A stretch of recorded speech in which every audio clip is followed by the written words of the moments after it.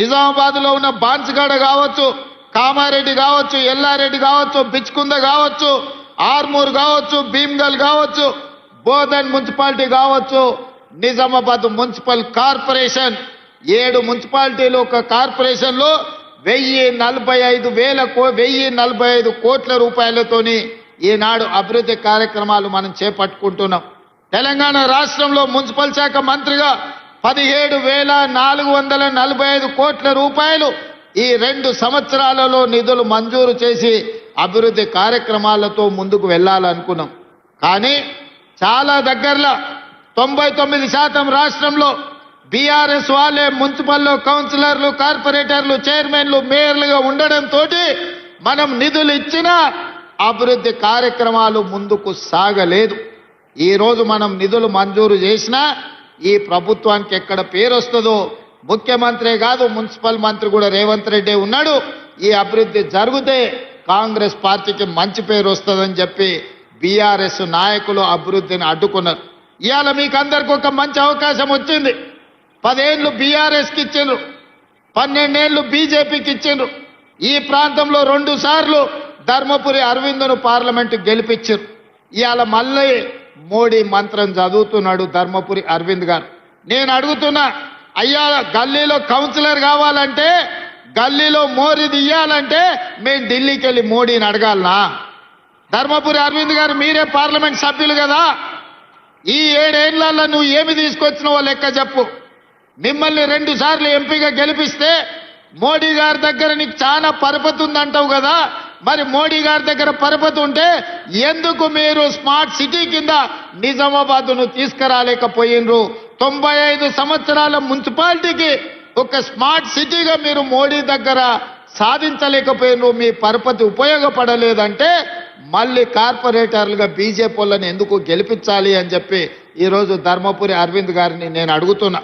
ఇవాళ మీరే ప్రభుత్వం, మీరే ప్రధానమంత్రి, మీరే పార్లమెంట్ సభ్యులు, మీ సోదరుడు బండి సంజయ్ కేంద్ర మంత్రి, మీ నాయకుడు కిషన్ రెడ్డి గారు కేంద్ర మంత్రి. ఎందుకు తెలంగాణకు నిధులు తీసుకురాలే? ఎందుకు నిజామాబాద్లో ఉండే ఎయిర్పోర్టు ఈ రోజు వరకు మంజూరు జరగలేదు? ఇవాళ హైదరాబాద్లో మెట్రో విస్తరణకు ₹1 తీసుకురాలేదు. మూసి ప్రక్షాళనకు మీ 10 పైసలు తీసుకురాలే. రీజనల్ రింగ్ రోడ్డు గురించి చర్చనే లేదు. ఇవాళ నిజామాబాద్ ఔటర్ రింగ్ రోడ్డు గురించి కేంద్రం నిధులు తెస్తా అంటే మేము ఎవరమైనా వద్దన్నమా? ఏమి తీసుకొచ్చిండ్రని, ఏమి ఇచ్చిండ్రని, ఏమి తెచ్చిండ్రని ఇవాళ మీరు ఓట్లు అడుగుతున్నారు, ఇవాళ ప్రజల దగ్గరకు వస్తున్నారని నేను అడగదలుచుకున్న ధర్మపురి అరవింద్ గారిని. ఇవాళ మీ వల్ల ఏమి ప్రయోజనం లేదు. 3 సార్లు మోడీ ప్రధానమంత్రి అయినా నిజామాబాద్ స్మార్ట్ సిటీ కాలేదు అని అంటే మీకు ఇచ్చే ఉద్దేశమే లేదు. నిజామాబాద్ ప్రజల ఓట్లు కావాలి కానీ నిజామాబాద్ అభివృద్ధికి నిధులు తెచ్చే ఉద్దేశమే మీకు లేదు. పాపం ధర్మపురి అరవింద్ గారు ఇప్పుడు కాదు అప్పుడు కేసీఆర్, కేటీఆర్, హరీష్ను జైల్లో పెట్టాలి, చిప్పకూడు దింపించాలని మాట్లాడుతుంటాడు. మరి కాళేశ్వరం 1,00,000 కోట్లు దిగమింగిండ్రు. మోడీ గారు వచ్చినప్పుడు, అమిత్ షా గారు వచ్చినప్పుడు కాళేశ్వరం కేసీఆర్ గారు ఏటీఎంగా మార్చుకున్నాడు.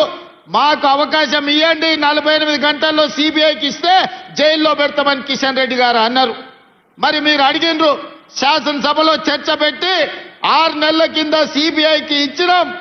మరి 48 గంటల్లోనే జైల్లో పెడతాన్న కిషన్ రెడ్డి యాడబోయి ఏ బొక్కలు దాచుకున్నాడని నేను అడుగుతున్నా. ఎందుకు కాళేశ్వరంలో 1,00,000 కోట్లు మింగిన కేసీఆర్, హరీష్ను బీజేపీ వాళ్ళు మరి బొక్కలేయకుండా చెర్లపల్లి జైల్లో పెట్టి చిప్పకూడు పెట్టకుంటే ఎవరు కాపాడుతున్నారు? ఇవాళ కేటీఆర్ను జైల్లో పెట్టాలని అరవింద్ గారు అంటున్నారు. అందుకే ఫార్ములా ఈ రేస్ కేసు కట్టి అరెస్టులు చేయమని కేంద్ర ప్రభుత్వానికి పంపిస్తే ఆ ఫైలు మోడీ గారి ఆఫీసులో మూలకు అడ్డది. మరి ధర్మపురి అరవింద్ గారికి బాధ్యత లేదా? ఎందుకు అరవింద్ గారు మాట్లాడతలేరు? ఈ వేదిక మీద నుంచి ధర్మపురి అరవింద్ గారిని నేను ప్రశ్నిస్తున్నా. మీ కిషన్ రెడ్డి గారు ఏ రకంగా కేసీఆర్ని కాపాడుతున్నాడో మీకు కనిపిస్తలేదా? మీరు వెళ్ళి నరేంద్ర మోడీ గారితో మాట్లాడి 1,00,000 కోట్లు పెట్టి కట్టిన కాళేశ్వరం 3 ఏళ్లలోనే కూలేశ్వరం అయిపోయింది. ఇవాళ కూలిపోయింది. 1,00,000 కోట్లు గోదావరి పాలైనాయి. మీరు ఎందుకు ఆ కేసును ముందుకు కొనసాగిస్తలేరు? అదే ఈ ప్రాంతంలో ఎస్ఆర్ఎస్పీని, శ్రీరామ్ సాగర్ని కాంగ్రెస్ పార్టీ పండిత్ జవహర్లాల్ నెహ్రూ కట్టారు. ఇవాళ నిజామాబాద్ జిల్లాలో చెరుకు పండినా, వరి పండినా, పసుపు పండినా, సోయాబీన్ పండినా నిజామాబాద్లో పంటలు పండుతున్నాయి. రైతులు ఈరోజు ఆత్మ గౌరవంతో తలెత్తుకొని తిరుగుతున్నారంటే కాంగ్రెస్ పార్టీ కట్టిన ప్రాజెక్టులే కదా. మేం కట్టిన ప్రాజెక్టులు ఎట్లున్నాయి, బీఆర్ఎస్ వాళ్ళు కట్టిన కూలేశ్వరం ఎట్లుందో ఒక్కసారి చూడండి. గోదావరి జలాలను అడ్డం పెట్టుకొని తెలంగాణను కొల్లగొట్టిన కేసీఆర్, హరీష్, కేటీఆర్ను ఎన్నడు అరెస్టు చేస్తారో మీరు చెప్పాల్సిందిగా నేను ఈరోజు అడుగుతున్నా. అందుకే ధర్మపురి అరవింద్ గారికి పరపతి లేదు. మోడీ దగ్గర ఈనాడు ఆయన మాట చెల్లుబాటు కాదు. కాబట్టి పార్లమెంట్లో ఆయన ఉన్నాడు. నిధులు తేవాలంటే కేంద్రం నుంచి ఎంపీలు చాలు, కౌన్సిలర్లు వెళ్ళేది, కార్పొరేటర్లు వెళ్ళేది ఢిల్లీకి కాదు, ఇక్కడ ఉండే మున్సిపల్ మంత్రి దగ్గరికి వెళ్ళాలి, లేకపోతే స్థానికంగా ఉండే ఎమ్మెల్యే దగ్గరికి వెళ్ళాలి. స్థానిక ఎమ్మెల్యే భూపత్ రెడ్డి ఉన్నాడు, మున్సిపల్ శాఖ మంత్రిగా నేనున్నా. ఇవాళ కౌన్సిలర్లు, కార్పొరేటర్లను మీరు గెలిపించండి. నిధులు ఇచ్చే బాధ్యత నాది, నిజామాబాద్ను అభివృద్ధి చేసే బాధ్యత నాది, నిజామాబాద్ ఔటర్ రింగ్ రోడ్ ఇచ్చే బాధ్యత నాది. మంచిప్ప ప్రాజెక్టును పూర్తి చేసి, భూపత్ రెడ్డి అడిగిన ఇరిగేషన్ ప్రాజెక్టులను పూర్తి చేసి నిధులు ఇచ్చి నిజామాబాద్ను అభివృద్ధి చేసే బాధ్యత మరి అందుకే ఇవాళ ఇక్కడికి వచ్చిన మా యువకులను అడుగుతున్నా, మీరు గాడిదకు గడ్డేసి మీరు ఆవుకు పాలు పిండుతామంటే సాధ్యమా? మీరు ఆ బీఆర్ఎస్, బీజేపీలకు ఓట్లేసి కాంగ్రెస్ పార్టీలను అభివృద్ధి చేయమంటే నేను నిధులు ఇవ్వాలన్నా మేయర్ మనోడు ఉండాలి కదా, కార్పొరేటర్ మనోడు ఉండాలి కదా, కౌన్సిలర్లు మనోళ్ళు ఉండాలి కదా. అడగండి, అమ్మాయినా అన్నం పెట్టదు అంటారు. రేపు ఎమ్మెల్యేతోనో మంత్రులతోనో సహకారం తీసుకొని పనులు చెయ్యాలి అని అంటే స్థానికంగా మనోడై ఉండాలి. వెనకటికే పెద్దలు చెప్పారు, మట్టికి పోయినా ఇంటోడు పోవాలని. మరి మన బస్తీ, మన కాలనీల అభివృద్ధి జరగాలి అంటే మనోడు కార్పొరేటర్ గెలిచి ఉండాలి. అందుకే చాలా సంవత్సరాల తర్వాత మంచి అవకాశం నిజామాబాద్కు వచ్చింది. ఈ బంగారం లాంటి అవకాశాన్ని విడుచుకోకండి. ఈరోజు పిసిసి అధ్యక్షుడిగా మహేష్ కుమార్ గౌడ్ గారు ఉన్నారు, రాష్ట్ర ప్రభుత్వ సలహాదారులుగా సుదర్శన్ రెడ్డి గారు ఉన్నారు, అదే విధంగా షబ్బీర్ అలీ గారు, వీళ్ళందరూ కూడా ప్రభుత్వంలో కీలకమైన బాధ్యతలు పోషిస్తున్నారు. సరాసరి వాళ్ళు ముఖ్యమంత్రి దగ్గరకు వచ్చి ఏమైనా అడగగలిగి నిధులు మంజూరు చేయించుకునే పరిస్థితి వాళ్ళ చేతుల్లో ఉంది. కాబట్టి ఈరోజు నిజామాబాద్లో కాంగ్రెస్ పార్టీ జెండా ఎగరాలి. అదేవిధంగా మిత్రులారా, నిన్న బీజేపీ అధ్యక్షుడు రామచంద్రరావు గారు మాట్లాడుతూ ఈయన రేవంత్ రెడ్డి కాదు రేవంతుద్దీన్ అని చెప్పి నన్ను ముస్లిం పేరు మీద పిలిచిండు. సంతోషం. 100 సంవత్సరాల క్రితం బ్రిటిష్ వాళ్ళు ఉన్నప్పుడు బీసీ కులగణన చేశారు.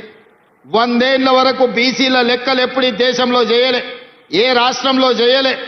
మహేష్ గౌడ్ గారు, నేను అందరం అయిన తర్వాత బీసీ కులగణన చేయాల్సిందని 100 సంవత్సరాల సమస్యకు తెలంగాణ రాష్ట్రమే మొట్టమొదటిసారి మీకు socio economic education, employment and political cost సర్వేను మేము పూర్తి చేసినాడు. ఆనాడు మేము అధికారికంగా లెక్కలు ప్రకటించినప్పుడు మా మిత్రుడు మహేష్ గౌడ్ గారు ఒక మాట అన్నాడు, అయ్యా ఆయన పేరుకే రేవంత్ రెడ్డి కానీ ఇవాళ వారిని రేవంత్ గౌడు అని నేను అంటున్నా. ఈరోజు ఎంతో గొప్ప పని చేసాడు, మా బలైన వర్గాల లెక్కలు తీశాని మా మహేష్ గౌడ్ గారు ఆనాడు నన్ను రేవంత్ గౌడ్ అన్నాడు. నేను సంతోషంగా స్వీకరించిన. నిన్న అవగాహన రాహిత్యంతో చదువు, సంధ్య, సంస్కారం చక్కగా లేకుండా రేవంత్ నిన్న ఇందూరుకి రావడం జరిగింది. ఇందూరు గడ్డ మీదకి వచ్చి నన్ను ఉద్దేశించి కొన్ని మాటలు అన్నాడు.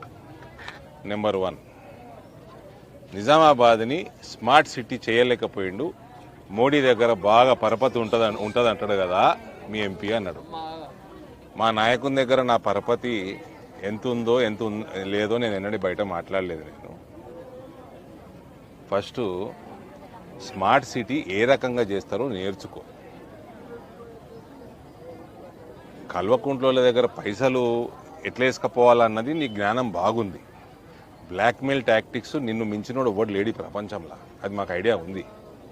కానీ స్మార్ట్ సిటీ అన్నది కేంద్రం ఒకవేళ 4 పట్టణాలకి స్మార్ట్ సిటీ తెలంగాణకి ఇస్తే ఆ 4 పట్టణాలు ఏవి అన్నది దానికి ఒక ఫార్ములా ప్రకారంగా ఒక సైంటిఫిక్ అనాలిసిస్ ప్రకారంగా రాష్ట్ర ప్రభుత్వం ప్రపోజ్ చేయాలి కేంద్రానికి. అంతా కూడా నాలెడ్జ్ లేనోనివి నువ్వు ఏ రకంగా నువ్వు ముఖ్యమంత్రి పదవికి అర్హుడివి చెప్పు నాకు. నీకు స్మార్ట్ సిటీ నేను ఇక్కడ నిజామాబాద్కి మీరు ప్లస్ మీకంటే ముందు టీఆర్ఎస్ ప్రభుత్వం నిజామాబాద్ని ఇగ్నోర్ చేసింది కాబట్టి స్మార్ట్ సిటీ రాలేదు. కానీ అమృత్ కింద యూజీడీ కింద 400 కోట్ల స్కీములు నేను ఎంపీగా ఉన్నప్పుడు నిజామాబాద్కి రావడం జరిగింది. అవిట్ల మీరు అవినీతులు చేసి ఆ పనులు చక్కగా చేయకపోవడం అది మా దౌర్భాగ్యం. మీలాంటి అవినీతి పరులకు ఓటేసినందుకు తెలంగాణ ప్రజలు ఇవాళ ఇబ్బంది పడుతూ ఉన్నారు. నీకు కనీసం జ్ఞానం లేకుండా మాట్లాడకు. పక్కన ఆఫీసర్లు ఉంటారు, వాళ్ళకి చెప్పు నేను చదువుకోలేదు నాకు జర చెప్పానని అడుగు. వాళ్ళని ఇష్టం ఉన్నట్టు నోరున్నదని మాట్లాడదు.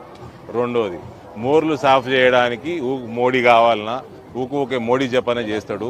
అరే నువ్వు చేయవా అనే నీ సోనియా గాంధీ జపనం దేనికి పనికిరాని రాహుల్ గాంధీ